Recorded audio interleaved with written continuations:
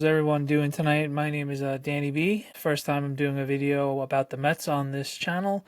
It's been a while. It's been a rough football season. I haven't really been feeling the need to really expand upon this season on the actual channel. I've been doing a few things with 14 Ring Podcast, a couple episodes with them, and Empire Sports has been kind enough to let me come on every Tuesday or Wednesday to talk Mets. Well, not Mets yet, but Knicks and Giants specifically with this. This video is going to be about the New York Mets. It's been a tough 24 hours.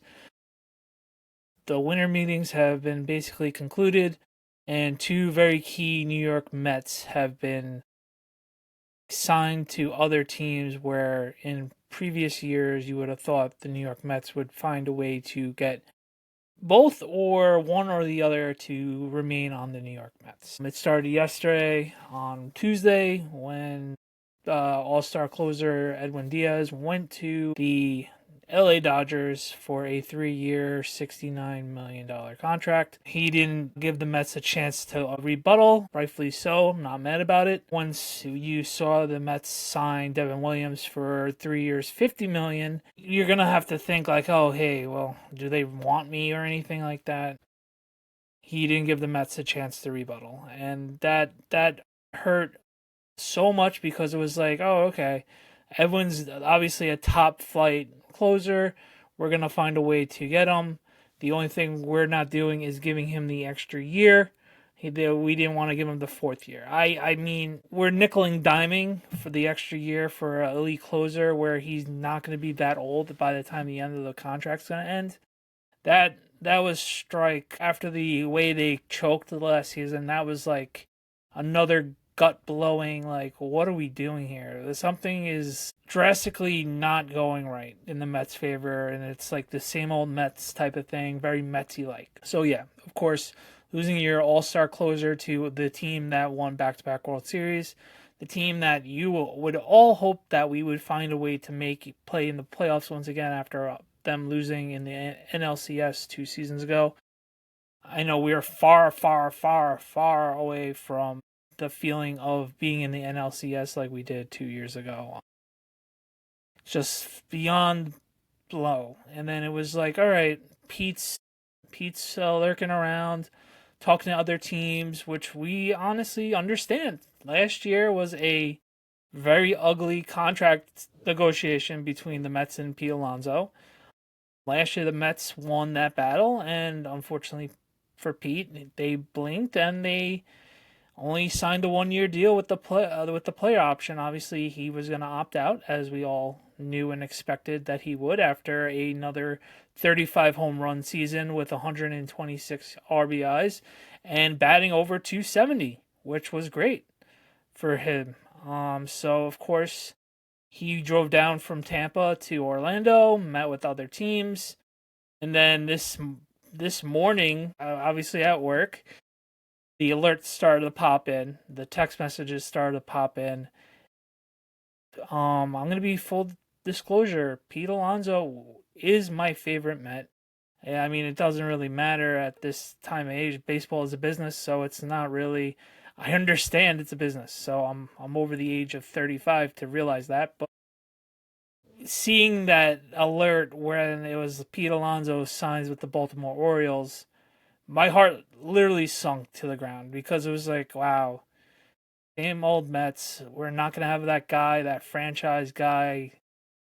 He is the all-time leader in home runs. Obviously, he broke that record this year with Darryl Strawberry, and it was just like, wow.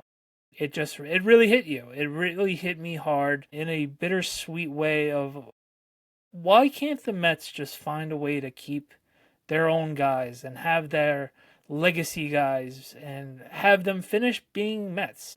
The whole joke with Don LaGreca, like almost a decade ago, it feels like, that Ed Kranepool and basically David Wright was the own franchise guys, and unfortunately, even David Wright ended his career in the injuries. So Ed Kranepool is basically the only big time career Met. But losing Pete Alonso today, it was a big blow and it felt like losing a family member. All jokes aside about that, it's not a funny thing to really joke about, but That's how it really felt, and it was just like I obviously had feelings that the Mets weren't gonna like pick him up, especially on how ugly last winter was gonna be.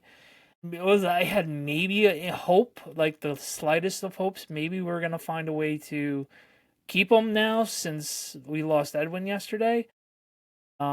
Getting those alerts were just brutal, just absolutely gut wrenching. And then you got your text messages from friends that are the Yankee fans and Philly fans, and it's just like, oh, here we go. So it's yeah. So I since Pete came up in 2019, was my guy. So I hope nothing but the best from in Baltimore, and honestly, keep raking and hopefully keep on doing what you're doing. I'm going to be rooting for you from New York to Baltimore.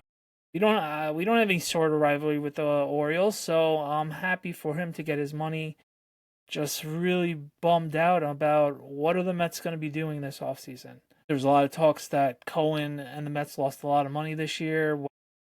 It's because of the taxes on everything of spending over this X amount of money.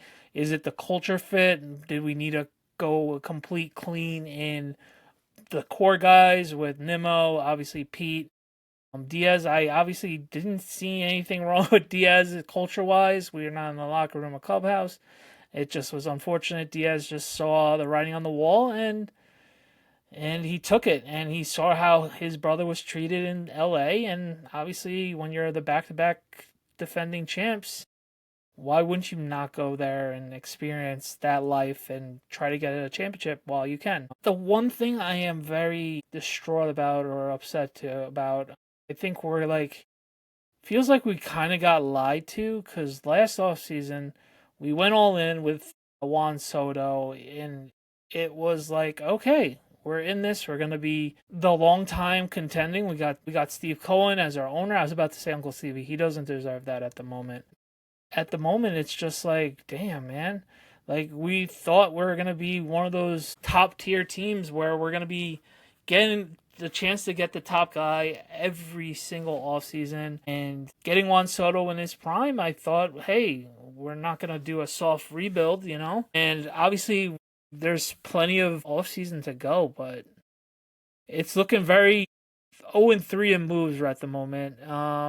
And then I guess 1-3 depending on how Williams bounced back after that rough year with the Yankees. About that. So, what do you guys think the Mets are going to do the rest of the offseason? Do they get Bellinger? Do they get all the other guys that are high up on everybody's free agents list now that we have a huge hole? We're missing over a couple, like almost close to a couple hundred yard. Well, I was talking football. Almost over 125 RBIs with Pete. I forget how many RBIs that Nimmo had, but Nimmo had around 90 something. So that's almost 200 RBIs right there. And obviously, with Diaz closing and no longer closing for us, can Devin Williams bounce back to being that Brewer closure that they had a couple years ago until Pete ended it in the wild card round. So buckle up, Met fans. I am like at a loss of words. I know that's really weird to say and everything else like that, but I'm really at a loss of words right now in terms of what is the Mets' next move, because I don't think anybody knows it right now. And talking to Jolly Olive last week at John Boy, and then you heard on Shea Station that Jeremy Blevins thought we were gonna punt this offseason, and it's starting to look like that a little bit. When I talked to Jolly last week, I was like, Jolly, we can't really do that with all the guys that we're gonna have on our team, and hopefully we find a way to either keep Diaz or Pete, or if not both, to get just be that confident team that with Juan Soto, who had a career year even on an off year, just keeps things rolling and going. And ultimately, it didn't happen last year. So I guess we're gonna have to rip off the Band-Aid and start with a brand new core with Juan Soto and Francisco Lindor and the rest of the group, and build on the pitching because we have no pitching right now. We have a couple of young guys. Let's see how they bounce back and get full years with us. But it's been a rough first couple of days of free agency for the New York Mets, and hopefully we find a way to build back up. And things are looking bleak and rough right now, but we're Met fans. We're going to be able to overcome and prevail, hopefully, at some point. And hopefully, the Mets front office wakes up and we make some moves that we're like, oh, okay. Okay, cool. Yeah, we lose a couple of key corner pieces, but we're bringing in newer guys. And like I said to the younger guys, hopefully they break out next year. That would be a wonderful thing to see. So hang in there, Met fans, is the best way I could talk about it. But until then, please like me on and subscribe to the channel. Be sure to check me out on social medias. And as always, thank you for watching. And instead of let's go Giants, let's go Mets.